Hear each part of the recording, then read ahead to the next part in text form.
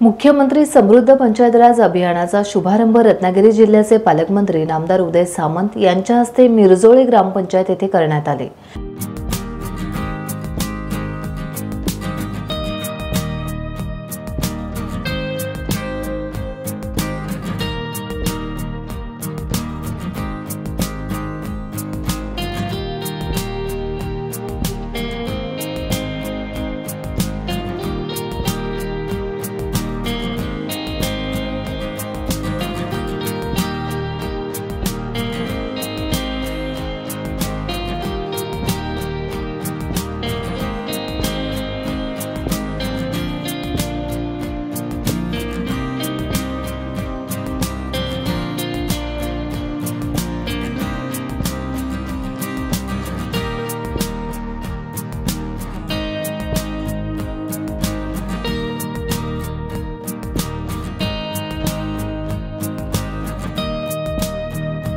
यावेळी पालकमंत्री नामदार सामंत यांनी विविध कामांच्या बाबत माहिती देऊन मिरजोळे ग्रामपंचायत या अभियानात प्रथम येण्यासाठी सर्व प्रकारचे सहकार्य करण्याचं आश्वासन दिले।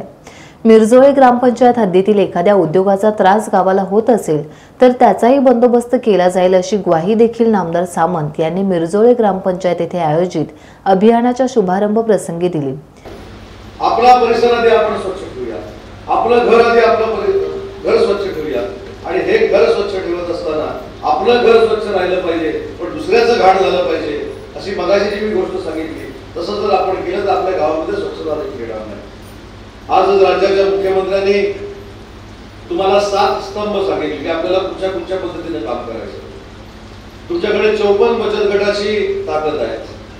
आताच माझा अंगणवाडी सेविकांनी सत्कार केला, मला त्यांना देखील एक विनंती करायची की या सगळ्या गोष्टीमध्ये खरं तर आम्ही सगळीच कामं तुम्हाला सांगतो तर काय तर दुसरा आमचा पण पर्याय राहिला नाही, पण तुम्ही महिला भगिनींकडनं बाकीची काय कामं होत राहते पण महिला भगिनींकडनं त्यांना स्वतःच्या पायावर उभं कसं राहता येईल यासाठी त्यांना प्रशिक्षित करून घेतलं पाहिजे, त्यांना प्रशिक्षण दिलं पाहिजे।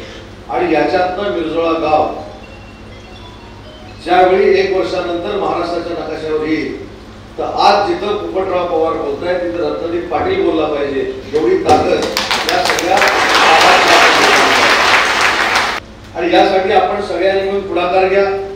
पुढाकार घेऊन तुम्हाला जिथं जिथं काही कमी पडेल तिथे इथं मला हाक मारा, मी तुमच्या सोबत आहे।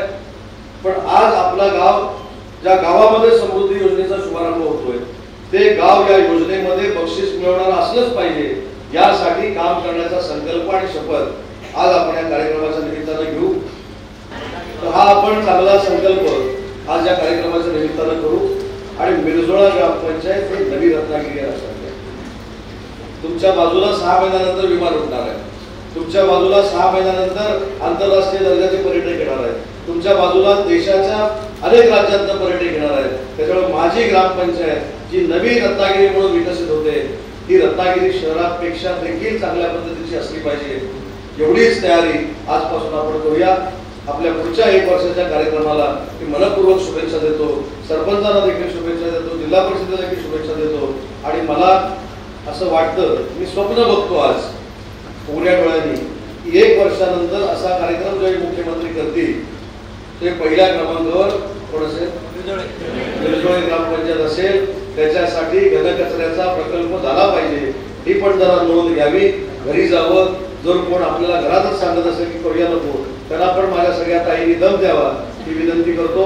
अतिशय चांगलं काम आपण 1 वर्षामध्ये मिरजोळ्यामध्ये उभं करूया ही देखील आपल्याला ग्वाही देतो। आमचा सगळ्यांचा आदर सत्कार केला त्याबद्दल मनापासून धन्यवाद देतो। यावेळी जिल्हा परिषदेच्या मुख्य कार्यकारी अधिकारी वैदेही रानडे, बाळ सत्ताधारी महाराज, बापू महाप, बंडाशेठ साळवी, गटविकास अधिकारी चेतन शेळके, मिरजोळे गावचे सरपंच रत्नदीप पाटील, पोलीस पाटील अनेक ग्रामस्थ मोठ्या संख्येने उपस्थित होते।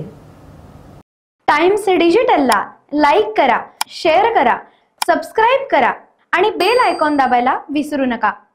Times digital.